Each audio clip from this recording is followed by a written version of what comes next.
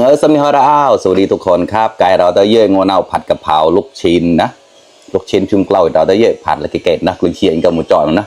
ตอนข้างในใหญ่ๆแล้วนะวันนี้ผัดกะเพราลูกชิ้นหมูครับผัดเองครับมาครับแซ่บๆครับเหมือนน้ำมันจะเยอะไปหน่อยครับกลอยกลายอย่างนี้นะโอเคครับเพื่อมาเป็นการซื้อเวลามากินข้าวด้วยกันครับไก่นุกแล้วกุนเชียงที่พายเดินไหลเดินแชร์มาต่อเรานะต่อจากกุนเชียงกับหมูจอมนะไก่ต่อกระเจ็บจำนังแกลนะเจ็บยี่เท่าจ้ะ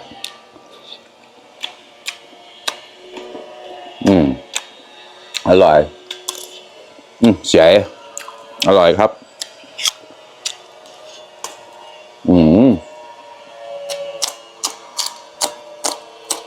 ข้อ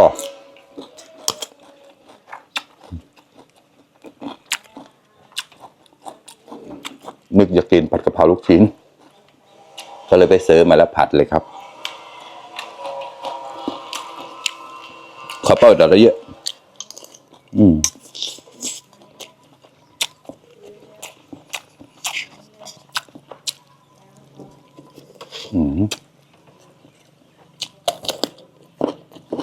โจนปะเฮ้ยหมดนะไปเฮ้ยgì bên sẻ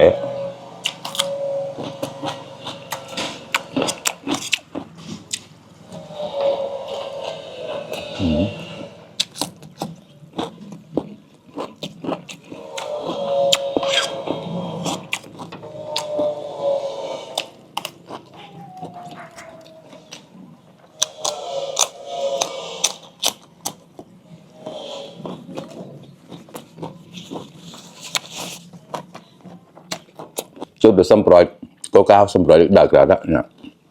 đây cái màuนะหน้าจะแบะใส่นะพริกแห้งแล้วก็พริกสดครับพริกขี้หนูนะครับ2อย่างเลยครับหอมครับแล้วก็เผ็ดจัดจ้านด้วยครับ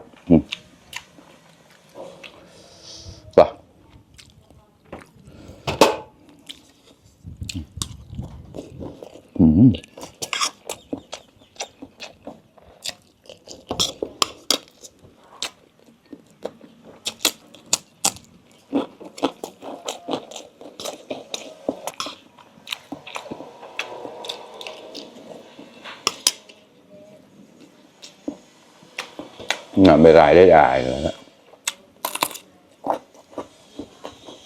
ยายเพิ่งตัดมาร้องสีชมพู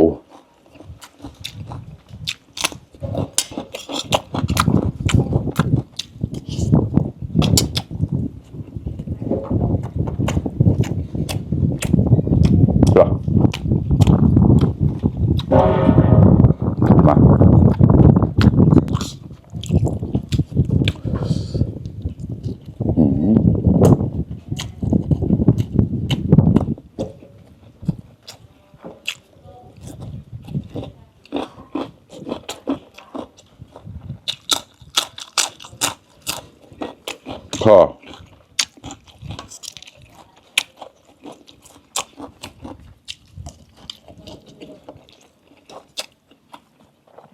ตึกร้อนกลายนี่แหละนะจริงๆน้ำมันต้องน้อยกว่านี้นะครับอันนี้เหมือนจะน้ำมันจะเยอะไปหน่อยไม่เป็นไรเราไม่ต้องกินน้ำมันกินเฉพาะลูกชิ้น